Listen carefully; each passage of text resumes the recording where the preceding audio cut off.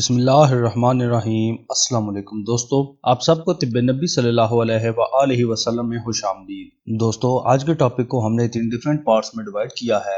سب سے پہلے پارٹ میں ہم آپ کو بارش کے پانی کا تھوڑا سا انٹروڈکشن اور واٹر سائیکل کے بارے میں بتائیں گے، اور دوسرے پارٹ میں ہم آپ کو بتائیں گے کہ آرٹیفیشل رین کیا ہے اور یہ کیسے کی جاتی ہے۔ سب سے آخر میں ہم آپ کو قرآن و حدیث سے اس کے مختلف فوائد کے بارے میں بتائیں گے۔ تو چلیے شروع کرتے ہیں اپنی پہلی ہیڈنگ سے۔ زمین کے آبادکاروں کی آسائش کے لیے جو چیزیں خدا نے تخلیق کی ہیں ان میں بارش ایک عجیب و غریب سہولت ہے۔ بادل آتے ہیں، بجلی چمکتی ہے اور میںہ برسنے لگتا ہے، جس کی وجہ سے ندی نالے بھر کر بہنے لگتے ہیں، کھیتوں میں ہریالی آتی ہے، انسانوں، جانوروں اور نباتات کے لیے غذا کا بندوبست ہو جاتا ہے۔ اور اگر ایسا نہ ہو تو درخت مرجھا جاتے ہیں، فصلیں سوکھ جاتی ہیں، جنگلی جانور بھوک اور پیاس سے مرنے لگتے ہیں، بنجر زمین میں خوراک پیدا نہ ہونے کی وجہ سے قحط سالی ہو جاتی ہے، جس کی ایک عبرت ناک مثال افریقہ کے کچھ ممالک ہیں جہاں قحط سالی سے شکار لوگوں کو دیکھ کر انسان کو خوف آتا ہے۔ اس لیے اللہ پاک قرآن پاک میں ارشاد فرماتے ہیں، اور اس کی نشانیوں میں سے جو وہ دکھاتا ہے بجلی ہے جس سے تم ڈرتے بھی ہو اور باد کی طمع بھی کرتے ہو، اور آسمانی پانی اتارتا ہے جو کہ زمین کو اس کی موت کے بعد زندگی دیتا ہے، اور ان چیزوں میں نشانیاں ہیں ان لوگوں کے لیے جو عقل و دانش رکھتے ہیں۔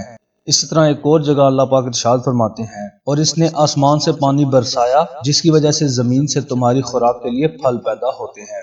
بارش برسنے کا عمل سائنس میں واٹر سائیکل کہلاتا ہے، کیونکہ زمین پر جتنا بھی پانی موجود ہے قدرت اس کی ایک بھی بوند ضائع نہیں کرتی۔ دوستو، اب بات شروع کرتے ہیں آرٹیفیشل رین کے بارے میں۔ جب لوگوں کو یہ معلوم ہو گیا کہ بادل پہاڑوں سے ٹکرا کر بارش برساتے ہیں تو ترکیب نکالی گئی کہ جب کسی جگہ بادل آئیں تو زمین سے ان میں ایسے گولے پھینکے جائیں جن کے پھٹنے سے واٹر ویپرز کو بارش کی صورت میں زمین پر گرایا جائے۔ امریکہ میں بعض کمپنیاں قائم کر لی گئیں جو خشک سالی سے مارے ہوئے ملکوں سے بھاری معاوضہ لے کر بارش برسانے کا ٹھیکہ لیتے ہیں۔ اس مقصد کے لیے سب سے پہلی ضروری بات بادلوں کا آنا ہے، پھر ان کی بلندی کا صحیح تعین کرنے کے بعد صحیح جگہ پر گولے کو پھاڑنا ہوتا ہے۔ بادلوں کی بلندی کا صحیح تعین کرنا اتنا آسان نہیں ہوتا، اسی وجہ سے کافی ساری کمپنیاں ناکامی کے بعد ختم ہو گئی۔ بارش کے عمل میں ویپرز، ان کا وزن اور بادلوں میں ان کو محدود عرصے تک روکنے والی صلاحیتوں کا جائزہ لینے کے بعد کیلیفورنیا کے صحرائی علاقے میں بادلوں سے برف کے خشک گولے پھینکے گئے۔ اس کے علاوہ دوسرے نسخے میں چاندی اور آیوڈین کے مکسچر کے باریک چھرے اس میں پھینکے جاتے ہیں۔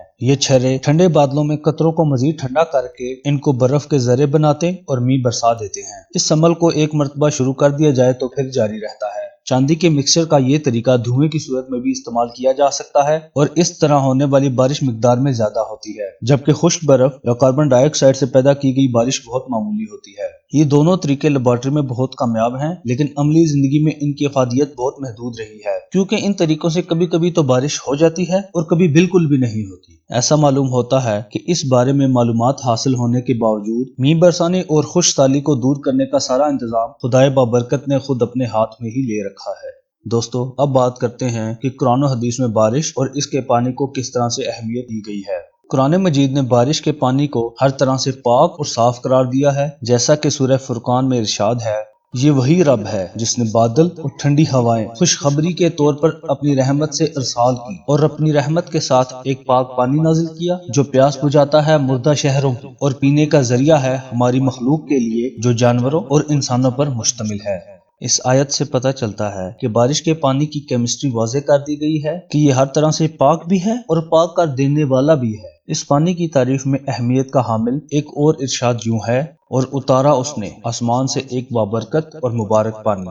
اس سے پتہ چلتا ہے کہ یہ پانی مبارک ہی نہیں بلکہ چیزوں کو پاک اور صاف کرتا ہے، کیونکہ اس میں معدنیاتی نمک نہیں ہوتے، اس لیے صفائی کے لیے یہ بہترین ہے۔ اللہ پاک سورہ انفال میں فرماتے ہیں، جب اس نے تم پر امن اور سلامتی کے نشان کے طور پر اونگ پیدا کی اور آسمان سے پانی برسایا تاکہ وہ تم کو پاک کرے اور شیطان کی گندگی دور کرے اور تمہارے دل کو مضبوط کر کے تمہارے قدم پکے کر دے۔ بارش جب ہوتی ہے تو گرد و غبار بیٹھ جاتے ہیں، پہاڑ، راستے اور عمارتیں دھل جاتے ہیں اور پہاڑوں کی زرخیز مٹی دریاؤں میں بہہ کر میدانی علاقوں میں آتی ہے، جس کی وجہ سے ہر جگہ پر خوشحالی ہی خوشحالی ہوتی ہے۔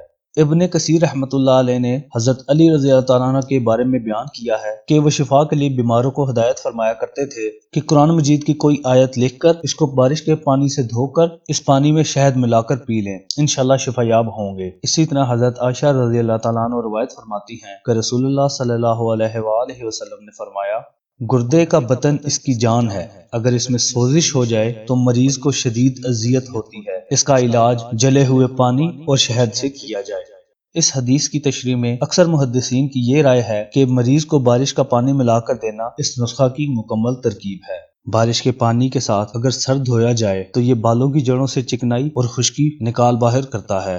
جب بارش نہ ہو تو نبی کریم صلی اللہ علیہ وآلہ وسلم نے اس کے لیے دعا کی اور نماز استسقاء پڑھی، اور جب بارش زیادہ ہو گئی تو اس کو روکنے کے لیے دعا کی۔ حضرت عائشہ رضی اللہ تعالیٰ عنہ روایت فرماتی ہیں، جب بارش ہوتی تو رسول اللہ صلی اللہ علیہ وآلہ وسلم دعا کرتے کہ اے ہمارے رب، تو اسے ہمارے لیے مفید بنا۔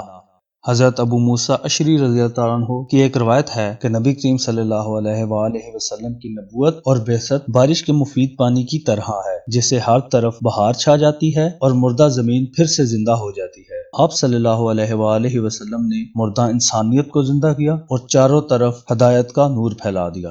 لائک اور شیئر ضرور کیجیے گا۔ ملتے ہیں اپنی نئی ویڈیو کے ساتھ، تب تک کے لیے اللہ نگہبان۔